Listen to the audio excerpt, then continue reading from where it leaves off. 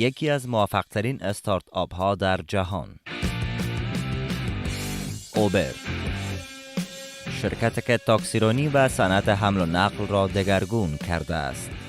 An incredible company with incredible talent. My predecessor and his team built a company that's a verb.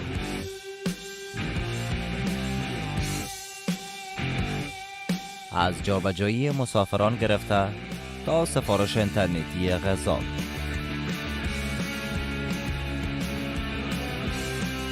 شرکت اوبر که با چالش‌های بسیار مواجه بوده، حالا با مدیریت دارا خسروشاهی روح دوباره گرفته است.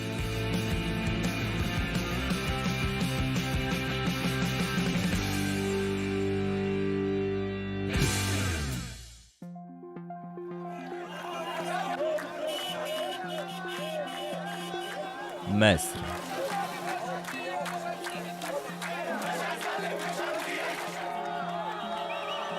برزیل، فرانسه،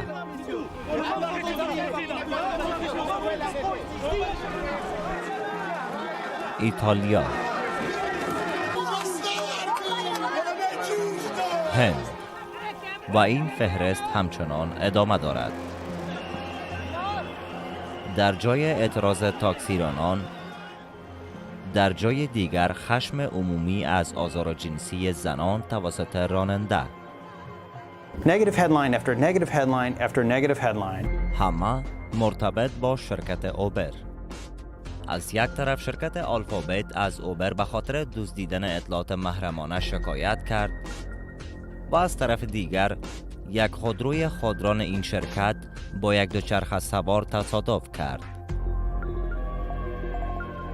اما در همیشه روی یک پاشنه نمیچرخد. After a rough year, Uber hopes to get back on track with a new CEO, former Expedia CEO Dara Khosrowshahi. Management upheaval, allegations of corporate espionage, and revelations of sexual harassment forced the ride-hailing giant to focus on one crisis after another. Hi, I'm Dara Khosrowshahi, CEO of Uber. The world has changed a lot in the last year, so have we. I actually immigrated to this country in the 70s from Iran, and myself and my family were lucky enough to get out safely and incredibly lucky to have an uncle who lived in the US who opened up his doors to us to stay with him as we made the transition. And I still remember early on when I went to school, even though I knew some English, the kids spoke so quickly and it was so hard to understand and keep up with them. دارا خسروشاهی با پشتکار زیاد پله‌های ترقی را پیمود و توانسته بود اکسپدیا را با پردرآمدترین آژانس مسافرتی آنلاین آمریکا تبدیل کند. The process of my learning English was such an important part of my fitting in and really starting my life in America as an immigrant. و حالا مدیریت اوبر را در دست گرفته است. اما داستان شرکت که در راه موفقیت با چنین چالش‌های روبرو بوده از کجا آغاز شده؟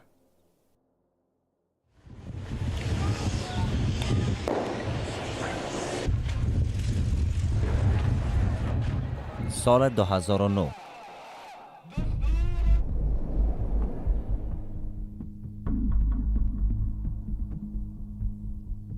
سال پرتلاطم، رویدادهایی که در خاطره ها ماندگار شدند.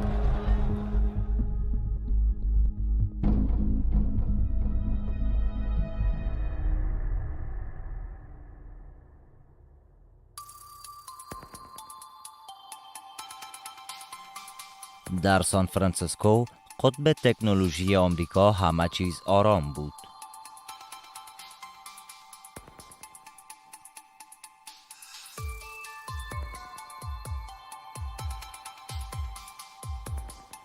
در همان سال اوبر توسط 2 میلیونر به نام‌های تراویس کالانیک و گرت کمپ تأسیس شد.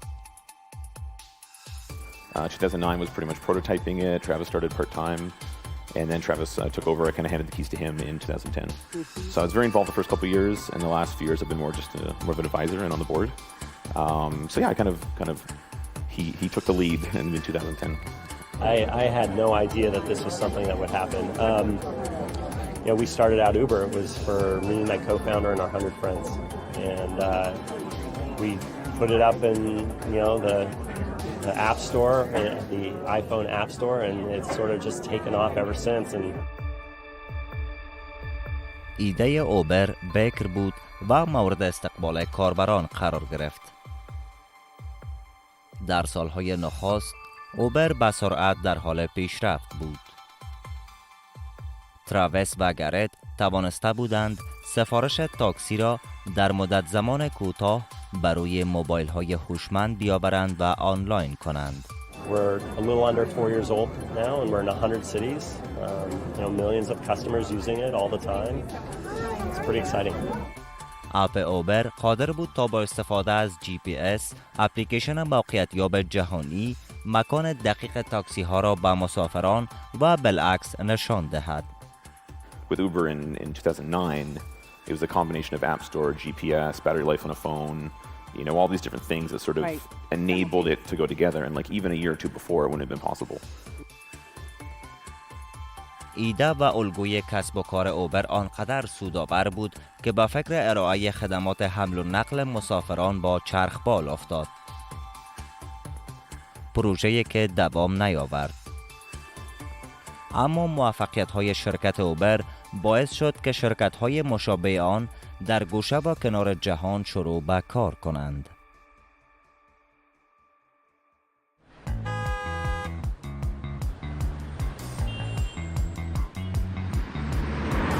حالا شما می توانید در افغانستان آنلاین تاکسی بگیرید.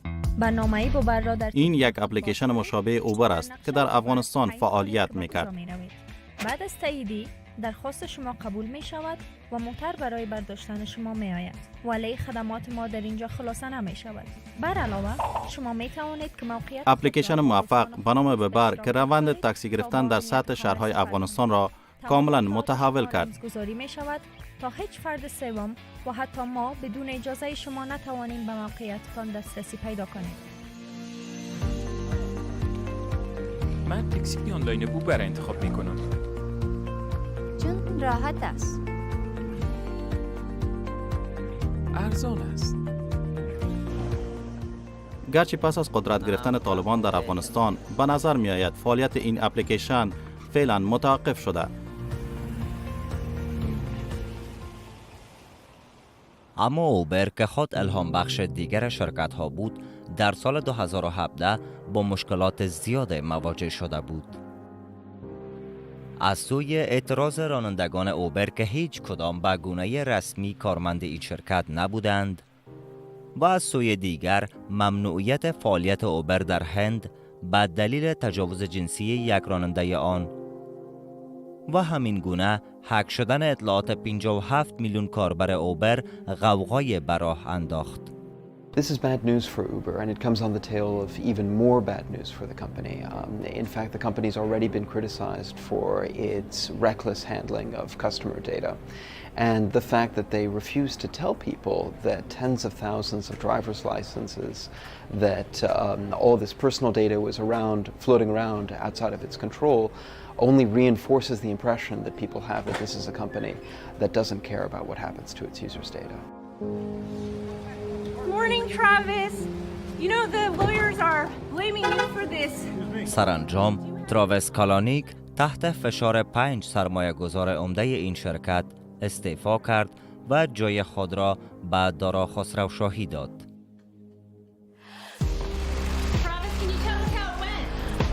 Listen, I think that my predecessor made mistakes. I'm going to make mistakes as well. The fact is that I've inherited an incredible company with incredible talent. My predecessor and his team built a company that's a verb. So no one's perfect, and there's a lot that we have undertaken to fix. We have rebuilt the culture of the company.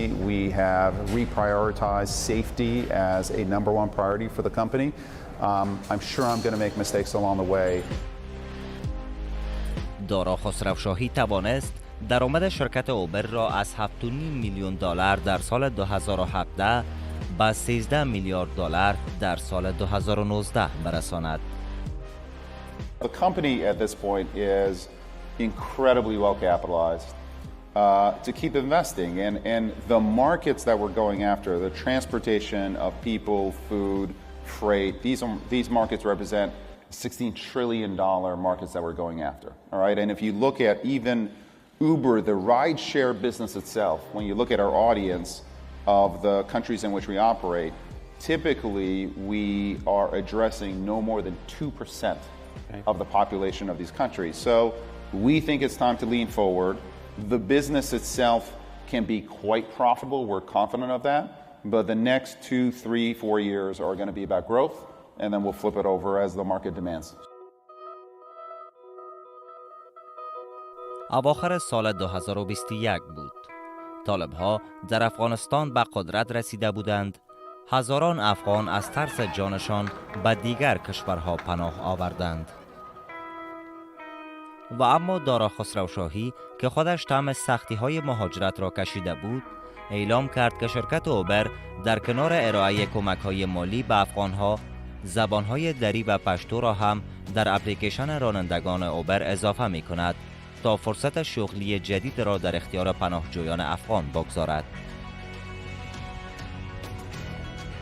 حالا شرکت اوبر با رهبری دارا خسروشاهی به نظر می رسد که آهسته و پیوسته از روزهای بحرانی خود بر روزهای نخست و طلایی‌اش نزدیک می شود.